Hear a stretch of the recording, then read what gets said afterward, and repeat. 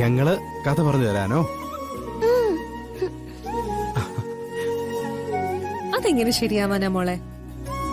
അപ്പോ ബാക്കിയുള്ള സ്റ്റുഡൻസ് എന്ത് ചെയ്യും? ഞങ്ങള് രണ്ടുപേരും നിങ്ങളെ പഠിപ്പിക്കുന്ന ടീച്ചേഴ്സ് അല്ലേ? എല്ലാ കുട്ടികളോടും ഒരേ രീതിയിലല്ലേ ഞങ്ങൾക്ക് പെരുമാറാൻ പറ്റൂ? അതുകൊണ്ട് മോള് തന്നെ നല്ലൊരു കഥ കണ്ടുപിടിക്ക്.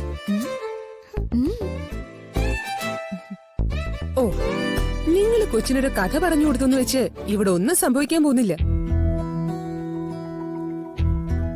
ഇതേതോ പത്രക്കാര് നടത്തുന്ന മത്സരമാണെന്നല്ലേ പറഞ്ഞത്? പിന്നെന്താ കുഴപ്പം? അങ്ങനെയല്ല ചെറിയമ്മേ, ഓരോ കാര്യത്തിനും അതിന്റേതായിട്ടുള്ള രീതിയുണ്ട്. ദുർഗ പറഞ്ഞതാ അതിന്റെ ശരി.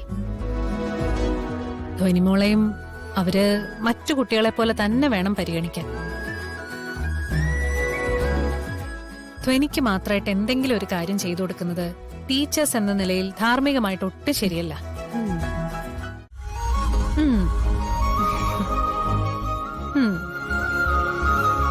മോൾക്കേ അമ്മ ഒരു കഥ പറഞ്ഞു തരട്ടെ?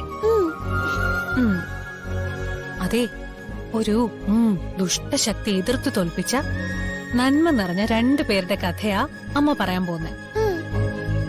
നന്മയുള്ള 2 പേരിൽ ഒരാൾ ഒരു ലേഡി പോലീസ് ഓഫീസർ ആയിരുന്നു. മറ്റേയാള് ഒരു പത്രപ്രവർത്തകനും എഴുത്തുകാരനുമാണ്.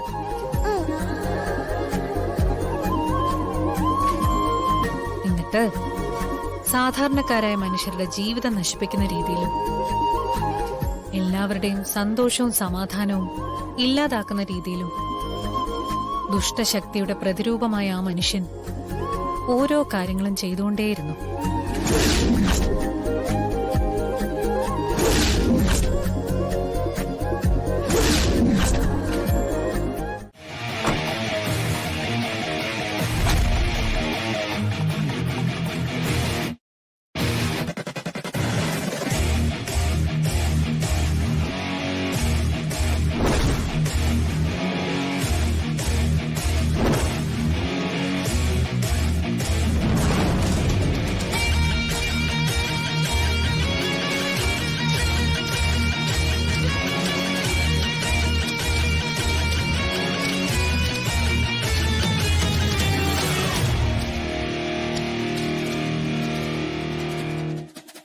ഇത് തന്നെ അഡ്രസ് പറഞ്ഞ വീട്. ഈ വീട്ടില് വർഷങ്ങളായിട്ട് ആരും താമസമില്ലാന്ന് തോന്നുന്നല്ലോ. ഞാനേ അയൽപക്കത്തൊക്കെ ഒന്ന് അന്വേഷിക്കട്ടെ. അപ്പോഴേക്കും ഞങ്ങൾ ഇവിടെ എല്ലാം നോക്കാം. ആ ദുർഗ വാ.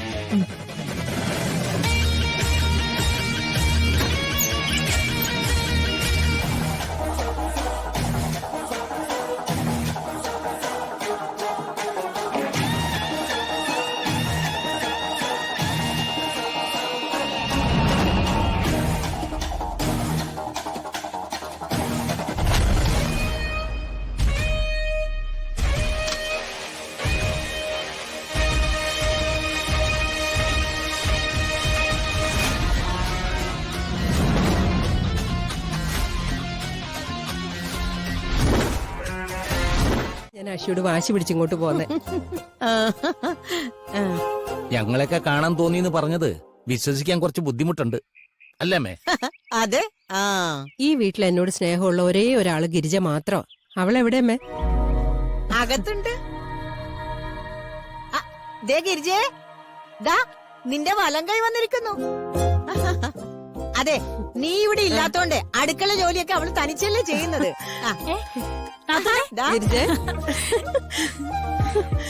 പറ്റി ഞാനിപ്പോ ഇങ്ങ് വന്നതേ ഉള്ളൂ. ഞാനിപ്പോ നിന്റെ കാര്യം ചോദിച്ചതേ ഉള്ളൂ. ആണോ? നാത്തൂനെ കണ്ടപ്പോ തന്നെ മനസ്സിന് വല്ലാത്തൊരു ആശ്വാസം കിട്ടിയ പോലെ. സത്യം പറഞ്ഞ നാത്തൂൻ ഇവിടെ ഇല്ലാതെ ഞാൻ ശരിക്കും വിഷമിച്ചു. എനിക്കറിയാം ഗിരിജേ, നിങ്ങളെയൊക്കെ കാണാത്തതില് എനിക്ക് നല്ല സങ്കടം ഉണ്ടായിരുന്നു. അഷിമോൾക്കിപ്പോ വേറെ വിശേഷമൊന്നുമില്ലല്ലോ? അവൾക്ക് ഒരു കുഴപ്പമില്ല. ആകെയുള്ളൊരു സമാധാനക്കേട് ആ ദുർഗയാണ്. അവളുണ്ടാക്കുന്ന ഓരോ പ്രശ്നം കൊണ്ടുണ്ടാവുന്ന ടെൻഷൻ ഒഴിച്ച അഷി ഹാപ്പിയാ. പൃഥ്വി അവളെ പൊന്നുപോലെ നോക്കുന്നത്. നന്നായി.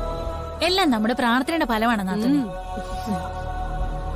അല്ല ദുർഗമോൾക്ക് അവിടെ പ്രശ്നമൊന്നുമില്ലല്ലോ വസുമതി? അവക്കെന്ത് പ്രശ്നം? ഓസിന് ഫുഡ് താമസം അവിടെ അവള് സൂഹിക്കല്ലേ.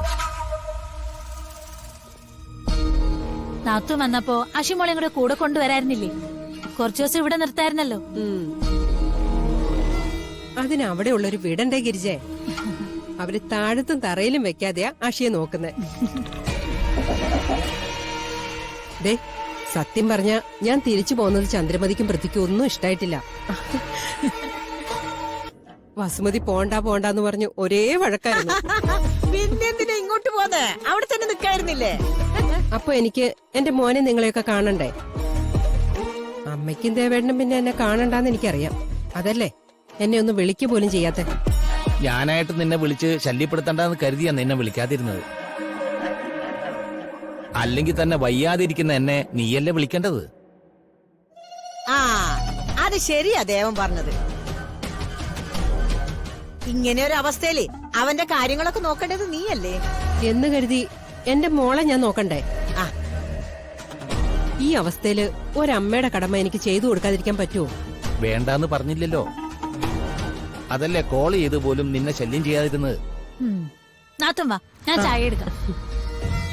നിന്റെ കൈകൊണ്ട് നല്ലൊരു ചായ കുടിച്ചിട്ട് എത്ര ദിവസമായി? അതെ അതെ, വിശേഷങ്ങൾ ഒത്തിരി ഉണ്ട് പറയാം. അഞ്ചു എവിടെ? അവളകത്തുണ്ട്. നാത്തൂൻ വാ. ആ.